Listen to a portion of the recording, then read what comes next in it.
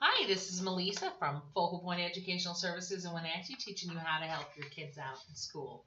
So I'm going to start today with some simple games you can do with little kids, and I'm going to move on up into grade school games. So if you've got an older kid, stick with me, because I'm going to cover some grade school games after I get done with the games for littler kids. I was on a road trip recently with my 5-year-old, and when she was done with her napping and ready to wake up and sit in the back seat, she was bored. And this is the time that I can teach her some things, and I have a captive audience. So what I did was I started with counting to 100. In the very beginning, of course, at 5 years old, she's very confident, and as we move up into higher and higher numbers, she becomes less confident. So I just lead.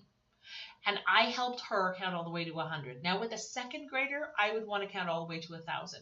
And if you're on a trip from Wenatchee to Spokane or Wenatchee to Seattle, you have plenty of time. You can count to 1,000, and you can do that anytime you're on a long car trip. And it's really good for helping kids think through and learn how to understand their higher numbers.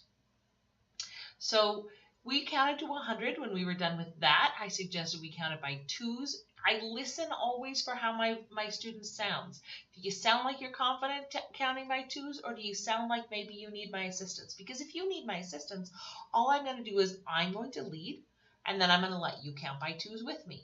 And so that's what I did. And if I hear that you don't seem to really know this at all, I'm going to repeat it 3 or 4 times. So that's where I start. And as I start hearing the child counting with me, I start hearing them feel the confidence with them, then I start letting the child take over and lead. I also work on counting by 5s with young children. And with this one, I vary the rhythm a little bit, because remember, when you're teaching counting by 5s, you want them to know that there's 2 answers in the teens, 2 answers in the 20s, 2 answers in the 30s, and the way we normally do this doesn't really help explain that. So when I have my kids count by 5s, it's 5, 10, 15, 20, 25, 30, 35, 40, 45, 50, 55. You can hear that when you do it that way, you're helping to get the child to understand that there are 2 answers in the 50s, 2 answers in the 60s.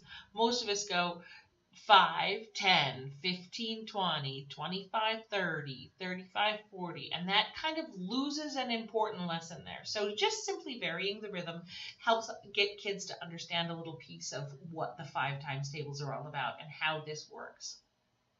That's one game.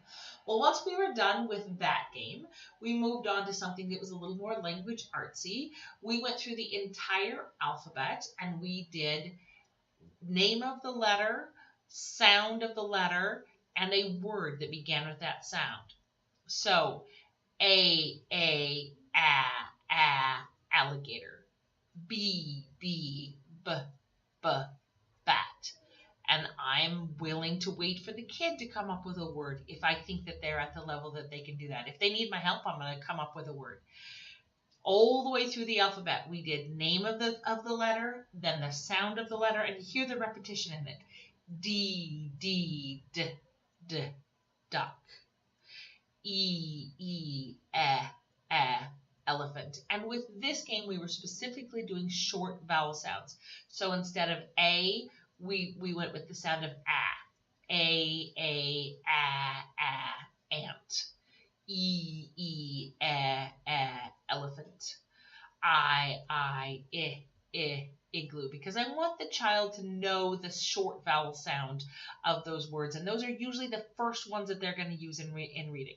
Well, once we got all the way through the alphabet and we were tired of that, we moved on and we started putting together sounds. And here's a simple way that we do that. I'm going to give you some sounds. You figure out what the word is. So I'm going to say b, t, and you have to figure out what the word is. If you don't know it, I'm going to say it again. B, t. And if the child is still a little confused, it's going to be more like bat. And I'm going to help sound out the word until the child is getting it and telling me what the word is. So there's another idea for putting together simple words. You want small consonant, vowel, consonant word. Bat, duck, car, simple words that you can think of that the child can smush together.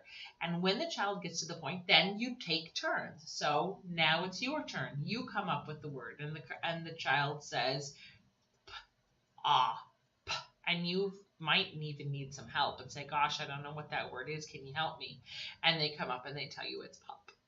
So that's another way that you can do that. You can move this into more complicated words. So as the child has learned how to sound out the simple words, now I'm going to go with something like sp, l, a, sh. Now we're moving into more grade school level. So maybe even sp, l, a, n, d, I, d. And the child has to figure out that splendid is the word that I'm doing. There's all kinds of ways that you can do this. Anyway, what you're doing is you're just increasing the difficulty with the game once the child masters any level of it. Trading it back and forth where they come up with a word and they give it to you is a good one. And this, for kids who have trouble with phonics, trouble with word attack, is a huge benefit, because what they're doing is they're working on the sound part of sounding out words without also looking at letters on the page. Letters on the page are confusing for many students. So if I can just teach you how to sound out and smush together sounds separate from any confusion you might feel about pages, then I'm teaching you a skill that you're going to be able to use in another situation. Now, let's say you've got a grade schooler, and your grade schooler needs something that's a little bit more complicated than just counting by ones and fives like we've been talking about. Here's where you start the car game, where you start counting how many horses you pass. This is an easy game. I've played this with kids for many years, and what you're going to encourage is that they're looking out the window and they're seeing when they pass any horses. And if you see one horse, you say zip it. And if you see more than one horse, you say zip them all. And then you've got to keep track of your score. So I saw 4 horses.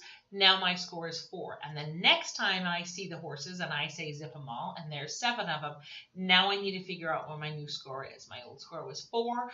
I have 7 more. What's my score now?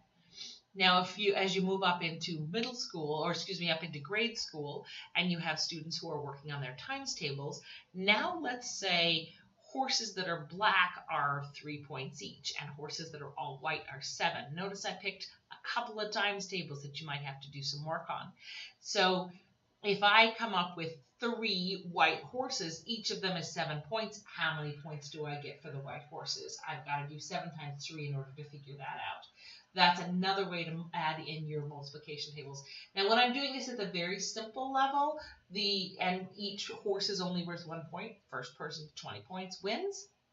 If I'm doing this more complicated and I'm adding in the times table, so a horse might be worth 7 or 8 points, at that point I can have it be first person to 50 or first person to 100 points wins, depending on how long the trip is.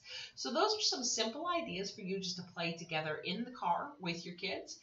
When you have little kids at the pre-K age, just being able to recognize all the way up to the fingers of one hand is a great game.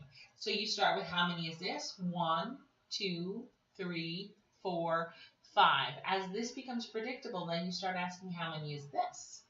How many is this? How many is this? So with a toddler, age 2, 3, you can get them to the point where they can recognize all the combinations from 1 to 5, and you can even add 0. How many is this? This is none. That's an important idea, and you can do that in the car on your way to wherever you're headed. So good luck, enjoy yourselves, and keep your kids learning.